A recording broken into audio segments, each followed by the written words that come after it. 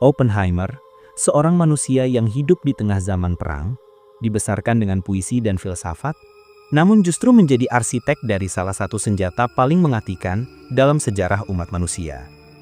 Seorang ilmuwan brilian yang akhirnya mengutuk hasil penemuannya sendiri. Inilah kisah Julius Robert Oppenheimer, pria yang dikenal dunia sebagai bapak bom atom, namun juga menjadi simbol paling tragis dari konflik antara sains, moralitas, dan kekuasaan. Julius Robert Oppenheimer lahir pada 22 April 1904 di New York City dalam keluarga Yahudi Jerman yang makmur. Ayahnya, Julius Seligman Oppenheimer, adalah seorang importir tekstil yang sukses dan datang ke Amerika sebagai imigran. Sementara ibunya, Ella Friedman, adalah seorang pelukis yang berpendidikan tinggi dan mencintai musik dan sastra. Mereka tinggal di sebuah apartemen luas di Manhattan Upper West Side, dipenuhi lukisan impresionis asli, perpustakaan besar, dan piano konser. Oppenheimer kecil dibesarkan dalam lingkungan intelektual yang kaya dan sangat suportif. Ia tidak disekolahkan sembarangan.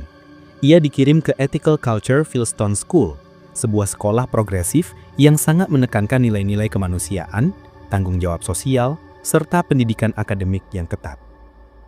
Sejak kecil, Robert menunjukkan tanda-tanda kejeniusannya. Ia membaca literatur berat pada usia sangat muda, menulis puisi, dan punya minat luar biasa besar pada mineralogi. Bahkan sebelum remaja, ia sudah mengirim surat ilmiah tentang batuan kepada Natural History Society di New York dan diundang memberikan presentasi, sesuatu yang sangat jarang untuk anak seusianya. Namun, masa kecil Oppenheimer bukan tanpa luka. Ia pendiam, introvert, tidak pandai bersosialisasi dan sering merasa terasing. Ia bukan anak populer, justru dijauhi karena tutur katanya yang terlalu formal, pikirannya yang terlalu dalam, dan ketertarikannya yang tidak biasa. Ia pernah mengalami gangguan psikosomatis di masa remaja akibat tekanan emosional. Ketika ia masuk Harvard pada usia 18 tahun, ia tetap tidak pernah menjadi bagian dari lingkaran sosial umum. Tapi, di ruang kelas, ia bersinar. Ia menyelesaikan studi sarjana dalam waktu 3 tahun saja, mengambil kuliah yang sangat padat setiap semesternya. Ia belajar kimia, fisika, filsafat, sastra Prancis, hingga Sanskerta. Ia menghafal puisi Dante dan Rimbaud, membaca Plato dalam bahasa aslinya, dan mengagumi puisi Bhagavad Gita, kitab suci India yang akan menghantuinya seumur hidup. Meski awalnya ia menekuni kimia, Oppenheimer mulai jatuh cinta pada fisika teoritis. Dan pada tahun 1925, ia memutuskan pergi ke Eropa, ke Göttingen, Jerman, tempat di mana revolusi fisika kuantum sedang berlangsung. Di sana, ia belajar dari Max Born dan berdiskusi langsung dengan Werner Heisenberg, Wolfgang Pauli, Erwin Schrödinger, bahkan Niels Bohr. Di Göttingen, ia bukan hanya murid biasa. Ia sangat disegani karena logika matematikanya yang tajam dan ide-ide kreatifnya yang mencengangkan. Namun, Oppenheimer juga dikenal moody, kadang arogan, dan emosional. Ia pernah nyaris dikeluarkan karena mencoba meracuni salah satu profesornya. Tidak sampai membunuh, tapi cukup untuk membuatnya dipanggil oleh dekan. Setelah meraih gelar doktor pada usia 27 tahun, ia kembali ke Amerika dan mulai mengajar di Caltech dan UC Berkeley. Disinilah reputasinya sebagai guru filsuf tumbuh. Ia dikenal bisa menjelaskan konsep rumit dengan keindahan bahasa, mencampurkan matematika dengan puisi, dan membuat mahasiswa terhipnotis oleh ceramahnya. Banyak murid dan kolega menggambarkan Oppenheimer sebagai manusia paling cerdas yang pernah mereka temui. Tapi Oppenheimer bukan tanpa bayang-bayang. Ia mulai menunjukkan gejala kelelahan psikis, depresi, dan kesulitan emosional. Ia juga mulai bergaul dengan lingkaran intelektual kiri, termasuk seniman, penulis, dan anggota Partai Komunis Amerika. Ia sendiri tidak pernah resmi menjadi anggota, tapi simpati dan dukungannya pada berbagai isu kelas pekerja dan antifasis membuat FBI mencatat namanya. Ketika Perang Dunia Kedua meletus, dan informasi bahwa Nazi Jerman mungkin sedang mengembangkan senjata nuklir tersebar, pemerintah AS membentuk proyek Manhattan, proyek super rahasia untuk menciptakan bom atom sebelum Hitler melakukannya. Dan pada tahun 1945, meski belum pernah memimpin proyek militer, Oppenheimer ditunjuk sebagai direktur ilmiah proyek tersebut. Kenapa dia? karena dialah satu dari sedikit ilmuwan yang menguasai seluruh spektrum keilmuan yang dibutuhkan, dari fisika teoritis, eksperimental, hingga mekanika kuantum dan teknik rekayasa. Selain itu, ia punya kemampuan berbicara, memimpin, dan menginspirasi tim besar. Di Los Alamos, New Mexico, ia mendirikan laboratorium ilmiah terbesar dan terketat di dunia.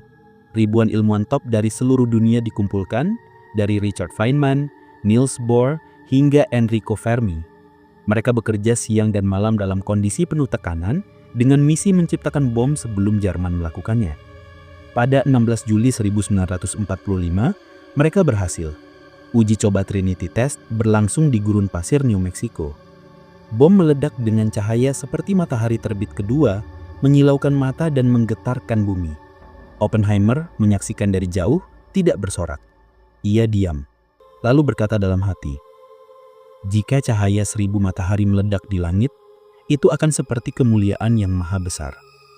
Aku kini menjadi maut, penghancur dunia." Ucapan ini dari Bhagavad Gita menjadi simbol bahwa dalam hatinya, Oppenheimer sadar, mereka baru saja membuka pintu ke era baru, era kehancuran total. Tak lama kemudian, 2 bom dijatuhkan di Hiroshima dan Nagasaki. Lebih dari 200.000 orang tewas. Perang memang berakhir, tapi rasa bersalah mulai menggerogoti banyak ilmuwan, termasuk Oppenheimer. Ketika ia bertemu Presiden Truman beberapa bulan kemudian, ia mengatakan bahwa "Saya merasa tangan saya berlumuran darah." Truman marah besar dan menyebut Oppenheimer sebagai crybaby. Mulai saat itu, Oppenheimer bukan lagi pahlawan di mata pemerintah. Ia mulai dianggap terlalu sensitif, terlalu berbahaya secara politik. Setelah perang, ia menjadi ketua Bawan Penasihat Atomic Energy Commission. Tapi ia menentang pembuatan bom hidrogen, senjata yang jauh lebih besar. Dan di tengah paranoia anti-komunis di awal era Perang Dingin, sikap anti-militaristik Oppenheimer dianggap sebagai sebuah ancaman. Pada tahun 1954, ia diinterogasi dalam sidang rahasia yang sangat politikal. Izin keamanannya dicabut, ia dikhianati oleh negara yang pernah ia bantu selamatkan. Bahkan, rekannya sesama ilmuwan Edward Teller memberikan kesaksian yang membuatnya jatuh. Selama sisa hidupnya, Oppenheimer tidak lagi punya pengaruh dalam kebijakan negara.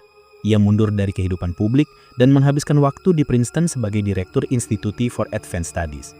Di sana, ia menulis, membaca puisi, dan mencoba menyembuhkan luka batin yang dalam. Ia meninggal dunia pada 18 Februari 1967 karena kanker tenggorokan, penyakit yang diduga akibat kebiasaan merokok terus-menerus. Ia wafat dalam usia 62 tahun, tapi warisannya tidak pernah padam. Lebih dari setengah abad setelah kematiannya, pada tahun 2022, pemerintah AS secara resmi memulihkan nama baiknya. Sidang tahun 1954 diakui sebagai proses politik yang cacat, tapi bagi banyak orang, itu sudah terlambat. Oppenheimer adalah simbol dari era nuklir, seorang filsuf sekaligus ilmuwan, seorang pahlawan yang menjadi kambing hitam, seorang pencipta yang dikutuk oleh ciptaannya sendiri.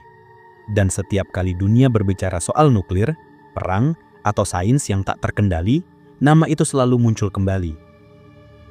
Julius Robert Oppenheimer. He knew the world would not be the same. Few people laughed. Few people cried. Most people were silent. I remembered the line from the Hindu scripture, the Bhagavad Gita. Vishnu is trying to persuade the prince that he should do his duty, and to impress him takes on his multi-armed form and says, "Now I am become death, the destroyer of worlds." I suppose we all thought